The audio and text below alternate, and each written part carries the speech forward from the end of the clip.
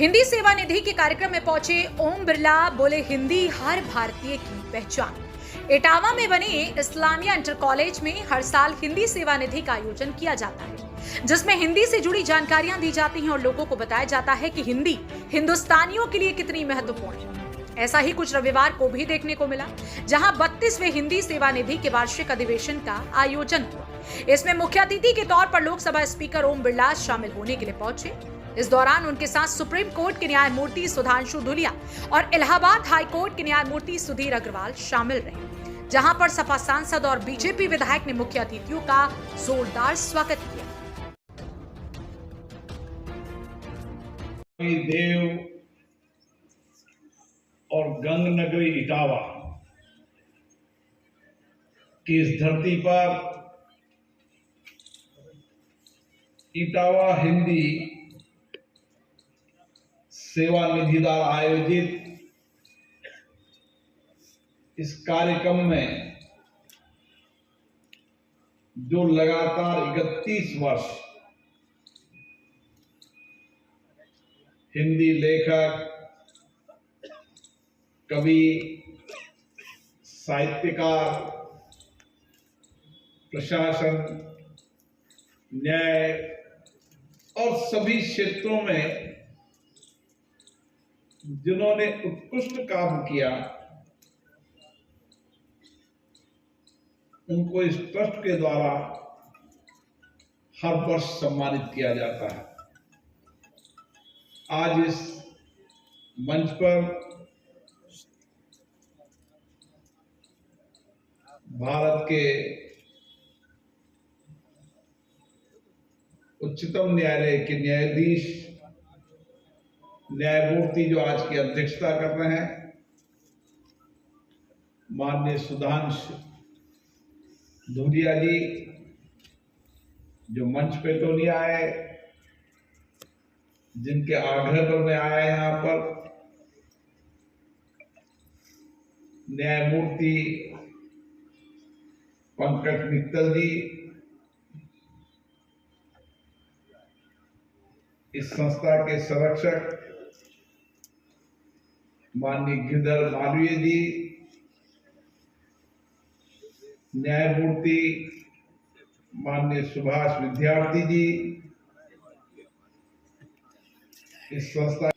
अशोक कुमार जी, जो संस्था के उपाध्यक्ष हैं, प्रदीप जी जो भी संचालन भी कर रहे थे, दिलीप जी, और मंच पे विराजे सभी हिंदी के अंतर्राष्ट्रीय मंच पर पहुंचाने वाले सभी लोग, और जो हिंदी और हिंदी के प्रति अपना समर्पण के लिए लगातार काम कर रहे हैं, वो सभी आज यहाँ पधारे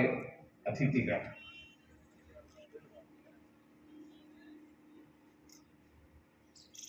देश के अंदर या दुनिया के अंदर भाषा उस देश की पहचान होती है,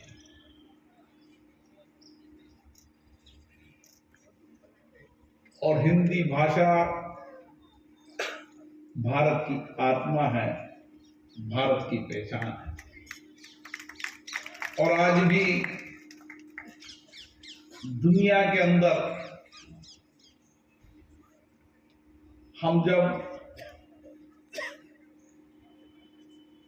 शासन पद्धतियों को देखते हैं, लोकतांत्रिक व्यवस्थाओं को देखते हैं, उस समय भारत की विविधताओं को जोड़ने में भी और भारत की एकता को रखने में भी भाषा का बड़ा महत्व है। और आज हमारी यही सबसे बड़ी ताकत है कि हमने इस 75 वर्ष की लोकतंत्र की यात्रा में, ये वर्ष हमारे संविधान निर्माण का 75 वर्ष भी है। जब संविधान निर्माण हुआ था, उस समय भी देश के अलग अलग राज्यों से अलग अलग भाषा, अलग अलग बोली और विचार व्यक्त करने वाले, संविधान निर्माण करने वाले महान लोग थे। लेकिन उन सबने भी माना कि भारत के अंदर भाषाएं एकता का प्रतीक है और संपूर्ण देश के अंदर हिंदी भाषा सबको जोड़ने, एकता को काम करेगी, जो विविधताओं में एकता का प्रदर्शित करेगी। इसीलिए इसको भारत की आत्मा मानते हैं। और हमारे कई लोग हुए, विशेष रूप से प्रेम शंकर गुप्ता जी का भी इस संस्था के माध्यम से नहीं, उन्होंने उस समय जब देश के अंदर हिंदी भाषा का प्रभाव, लेखन, न्याय प्रशासन में कम हो रहा था, उस समय उन्होंने न्याय प्रशासन के अंदर हाई कोर्ट के न्यायाधीश होने के बाद भी उस समय अपने जजमेंट, अपनी भावनाएं उन्होंने हिंदी में व्यक्त की